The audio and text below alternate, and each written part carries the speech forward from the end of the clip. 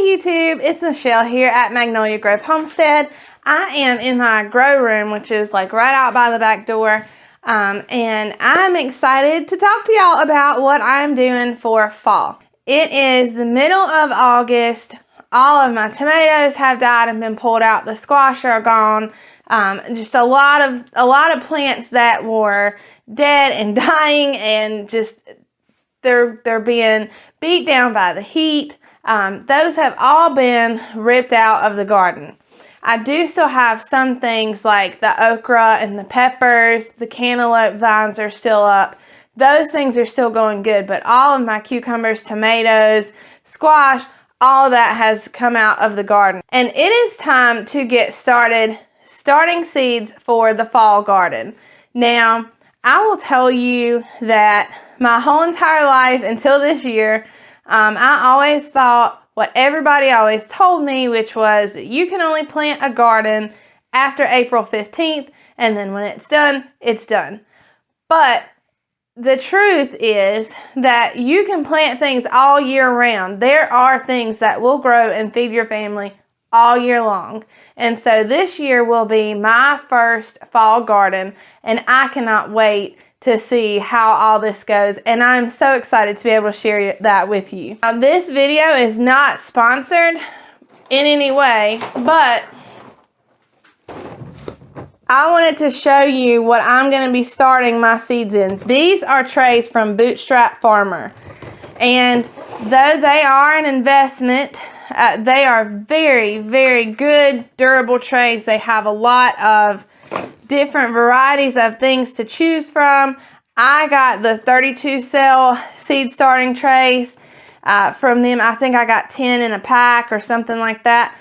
But they'll last forever because they're very durable. All I have to do when I plant these is to wash the pots out, put them up, and take care of them, and they'll last for years and years. Actually, I think they have a 2-year warranty on their products because they're that good. I told you before in a previous video when I started my seeds for the spring garden that when you start seeds, you want to use either a seed starting mix soil or potting mix. Not garden soil, not potting soil, none of that. It's all, that stuff is going to have pieces and chunks in it that are too big and are not good for starting seeds. A lot of times those things come fertilized. You want to make sure if you are intently organic gardening, make sure that you get something that is organic. Now, I want to show you a lot of things that I'm planning on planting in my fall garden. I have one raised bed that still has peppers and okra and the cantaloupe vine and all that. So I can't really plant a whole lot in it right now as far as direct sowing things. The tomato bed is open now. I left the cattle panel trellis that I had standing up across the middle. I left it there on purpose. And I did that because I'm going to put peas there. When you plant peas, peas tend to give nitrogen back to the soil. And since I had so many plants growing in that bed, I want to make sure that I keep that soil fed. So that's one thing that I'm going to go out there and direct sow probably today. There are some things that need to be started now, but that I don't need to direct sow because they won't make it. And those are your brassicas. So I have broccoli, several varieties of broccoli that I will be starting, as well as kohlrabi, Brussels sprouts, and several varieties of cabbage. All of these plants are brassicas. All of these plants, since it's 100 degrees outside today, if I put these seeds in the ground, they would not make it. I need to start these inside where it's cooler in here in the house, and then when they get about 3 or 4 inches tall, they'll be ready to go out in the garden and the weather will have cooled off. I have a tote right beside me that is full of potting mix that I have already watered down. You want to make sure that it's not sopping wet, but it's moist enough that it feels like a wet sponge. So I'm just going to fill my trays up with soil and put my seeds in there, and then I will bottom water my seedlings in these trays. So these trays, if you can, I'm not sure you can see it, but these trays have the individual cells. There's another tray that holds those cells, and then another one that does not have holes in it.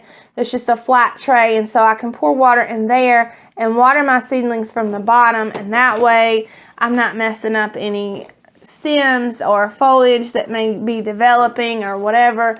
I'm not soaking my seeds. I don't have to worry about them getting too wet and moldy or anything like that. So I'll just do this one line right here with you guys so that you can see, in case you didn't catch my other video about starting seeds. What I'm going to do, I've got my cup with my potting mix. I'm going to take my pinky finger and I'm just going to poke a little hole. These seeds don't need to be buried down deep in the cup or anything. They need to be able to access light at some point. And so we want to make sure that we don't completely bury them. I am going to do Romanesco broccoli. And in each cup, you want to make sure that you put 2 seeds. That way, you have a better chance that your seeds will survive. And if both of them grow in here, then you'll be able to go through and pick out the less healthy plant and let the other one have the space. Then you cover it back up. We're going to bottom water it after I finish all the rest of these. So some of the things that I'm going to be direct sowing into the garden for fall are my roots. I have a bunch of different varieties of carrots that I'm going to be experimenting with this year. I have these little, they look like little balls. I'm excited to try them and see how they grow. But these I'm most excited about. These carrots are supposed to get really, really long, and I think that they will do good in a raised bed as tall as mine are. My raised beds are at least almost 2.5 feet tall, and so I think that they should do pretty good as long as I can get them to germinate. I have these atomic red carrots, Amarillo, Berlicium 2. I don't know if I said that right. Black Nebula, and then I have parsnips. I also have several kinds of beet.